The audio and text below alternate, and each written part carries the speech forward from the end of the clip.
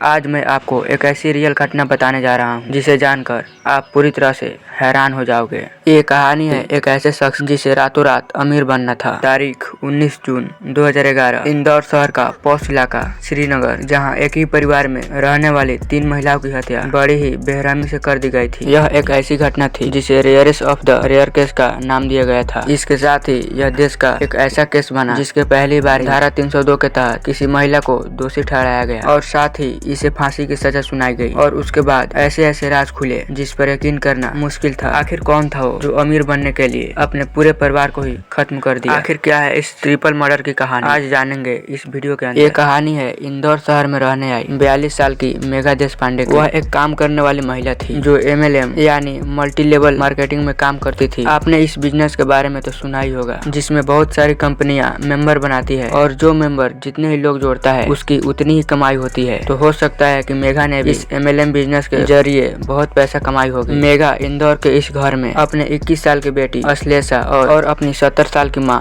रोहिणी के साथ रहती थी। मेघा के पति बैंक में मैनेजर थे और वह दूसरे सिटी में रहते थे। मेघा देशपांडे की परिवार उज्जैन से कुछ ही समय पहले इंदौर शहर में आया था और वह हंसी खुशी यहाँ पर रह रहे थे। इसके साथ ही मेघा को कीमती आभूषण पहनने का बहुत शौक था, इसलिए जब भी वह बाहर जाती थी वह अपने गहनों को पहनकर निकलती थी। एक दिन मेघा अपने कीमती गहनों को पहनकर एक शॉपिंग मॉल में गई। यहाँ लोगों की बहुत ही भीड़ थी और कोई इस मॉल में शॉपिंग करने और घूमने आया था। इसी भीड़ में मेघा की मुलाकात एक 23 वर्ष की लड़की नेहा वर्मा के साथ हुई। नेहा दिखने में जितना सुंदर थी वह उतनी ही खुशमिजाज लड़की थी। नेहा को नए नए फ्रेंड बनाना बहुत ही अच्छा लगता था। इधर नेहा की एक बॉयफ्रेंड भी था जिसकी उम्र 24 वर्ष थी। दोनों एक दूसरे से काफी प्यार करते थे और दोनों आपस में शादी करना चाहते थे, लेकिन दोनों की आर्थिक स्थिति काफी कमजोर थी। नेहा के पिता एक ड्राइवर थे, इसलिए घर में पैसों का काफी अभाव रहता था। और दूसरी तरफ नेहा और उसके बॉयफ्रेंड का ख्वाहिश एक ही था, वो दोनों रातों रात ही अमीर बनना चाहते थे ताकि आराम से वह अपनी जिंदगी जी सके। इसी बीच नेहा और मेघा की दोस्ती गहरी होती जाती है। नेहा अक्सर मेघा को कॉल करती थी और वह उसके बिजनेस के बारे में जानना चाहती थी।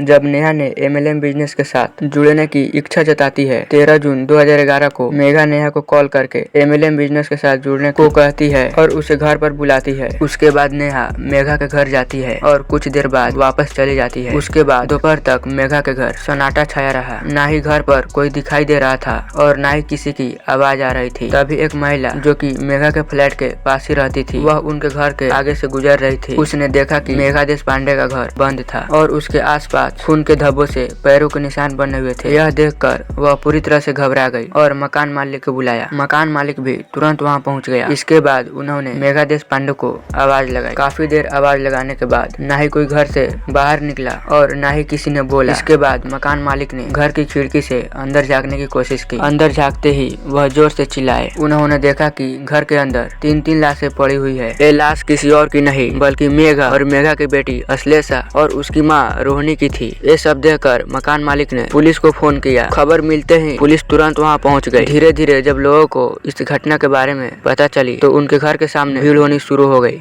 और जब पुलिस ने देखा तो वो भी हैरान हो गया, क्योंकि एक ही घर की 3 महिलाओं की हत्या की गई थी, जिसमें माँ, बेटी और नानी शामिल थी। पुलिस को हत्या वाली जगह से 2 बुलेट सेल मिली। इसके बाद पुलिस ने जांच पड़ताल करनी शुरू कर दी, जिसके बाद पुलिस को पता चला कि मेघा देशपांडे की हत्या सर पे गोली लगने से हुई है, लेकिन मेघा के सर पे एक ही गोली लगी हुई थी और दूसरी गोली इस पर चलाई गई थी। ये जानने के लिए पुलिस ने तीनों लाशों को पोस्टमार्टम के लिए भेज दी और जब पोस्टमार्टम की रिजल्ट आई तब पता चला कि अश्लेषा और रोहिणी की हत्या चाकुओं से गांठ कर की गई है। अब पुलिस के सामने ये सवाल खड़ी हो गई कि दूसरी गोली किस पर चलाई गई। फिर लोगों को दबाव के कारण इस केस को जल्दी सुलझाने का दबाव पुलिस पर बढ़ गया था। इसके बाद पुलिस हत्यारों को ढूंढनी शुरू कर दी, लेकिन उन्हें कोई भी क्लू नहीं मिली। जब हत्या की गई जगहों पर खून की जांच कराई गई तब पता चला कि इन तीनों महिलाओं के खून के अलावा किसी और का खून भी यहाँ गिरा हुआ था। इसके बाद पुलिस को यकीन हुआ कि ये खून के धब्बे जरूर खूनी के ही हो सकते हैं। इसके लिए उन्होंने पास के ही अस्पताल से जांच करनी शुरू कर दी कि हाल ही में किसी को गोली लगने पर जांच करवाया हो। एक तरफ पुलिस सबूत जुटा रही थी और वही दूसरी तरफ लूटपाट की केस दर्ज कर दी और बहुत ही सख्ती से आरोपियों की तलाश शुरू कर। पुलिस ने कॉल डिटेल्स निकलवानी शुरू कर। तब पता चला कि मेघा को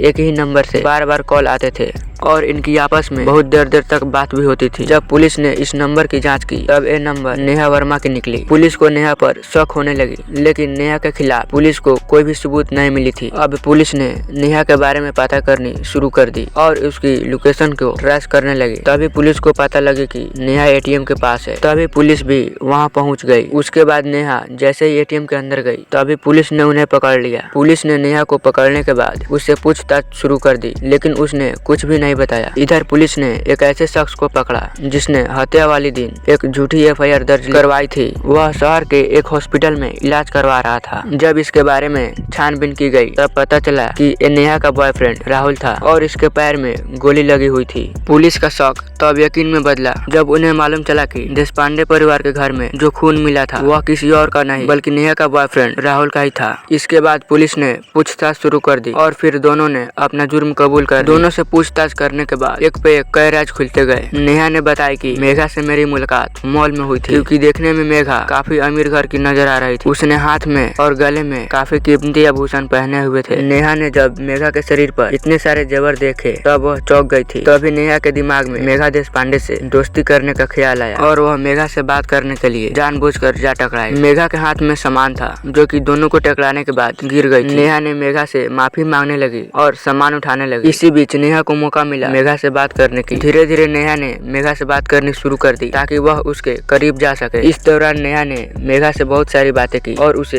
कार तक छोड़ने भी गई। अब नेहा को ये तो पता चल गया था कि मेघा एक अमीर परिवार से है। मेघा को देखकर उसके मन में ख्याल आया रातों रात अमीर बनने का। नेहा ने मेघा को देखते ही उसे अपने जाल में फंसाने के लिए कोशिश करने लगी। उसके बाद नेहा ने अपने इस प्लान में अपने बॉयफ्रेंड राहुल को भी शामिल कर लिया। उसने राहुल को बताया कि मेरी एक ऐसी औरत से बात होती है जो कि बहुत ही अमीर परिवार से है। उसके घर में केवल महिलाएं ही रहती है और मेरी उससे काफी अच्छी बातचीत भी होती है। ये सुनकर राहुल को भी बहुत अच्छा लगा और वह भी सोचने लगा कि क्यों न इसे लूटकर हम अपनी आर्थिक तंगी को दूर कर ले और आपस में शादी करके हंसी खुशी रहने लगे। इसके बाद राहुल इस साजिश की शुरुआत करने लगा। वह मन ही मन मेघा के घर में लूटपाट करने का प्लान बना रहा था और वह सोचने लगा वह लूटपाट के बाद वह उनकी हत्या कर डालेगा ताकि कोई उनके खिलाफ बोल ना सके। लेकिन मेघा को मारने के लिए राहुल के पास गन नहीं थी और इसके लिए उसने मनोज से सहारा लिया, क्योंकि उसके पास एक गन थी और वह राहुल का दोस्त था और वह उम्र में नेहा और राहुल से काफी अधिक था। अब वो दिन भी आ गया जिस दिन नेहा और राहुल ने मेघा को मारने की प्लान बनाई थी। घटना वाले दिन नेहा ने मल्टी लेवल मार्केटिंग के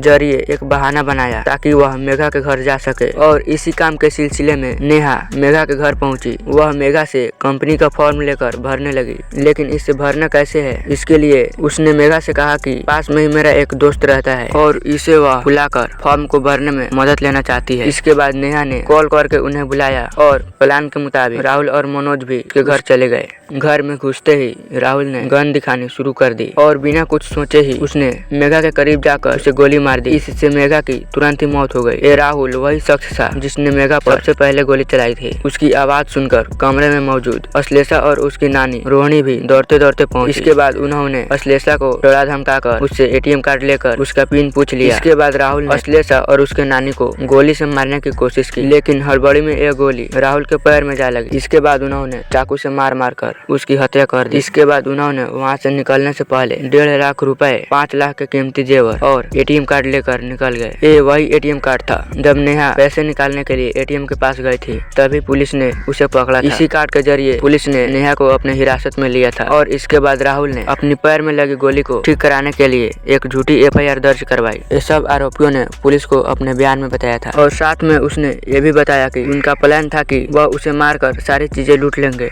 और कभी पकड़े भी नहीं जाएंगे। लेकिन पुलिस ने बिना देर किए ही इन हथियारों को जल्दी पकड़ लिया। ये बात धीरे धीरे करके पब्लिक को मालूम चलने लगी कि देशपांडे परिवार की हत्या करने वाले पकड़े गए हैं। इसके बाद लोगों ने इसे कड़ी से कड़ी सजा दिलाने की मांग करने लगे। दिसंबर 2013 में निचली अदालत ने इन तीनों अपराधियों को फांसी की सजा सुनाई थी। इसके बाद इंदौर हाईकोर्ट ने भी इस जिला अदालत के फैसले को बरकरार रखा और साथ में कोर्ट ने इसे rarest of the rare case भी माना। नेहा वर्मा हाल ही में इस वक्त इंदौर जेल में बंद है और वहाँ कैद अन्य महिलाओं को ब्यूटी पार्लर का कोर्स करा रही है। वैसे आपको ये घटना जानकर कैसी लगी हमें कमेंट में जरूर बताइएगा और ऐसे ही अपडेट के लिए हमारे चैनल को सब्सक्राइब जरूर कर लीजिएगा।